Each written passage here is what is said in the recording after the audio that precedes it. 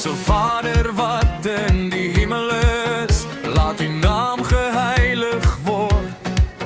Laat die koninkryk kom, laat die wil geskied, soos in die hemel, net so ook op die aarde. Gee ons vandag ons daaglikse brood.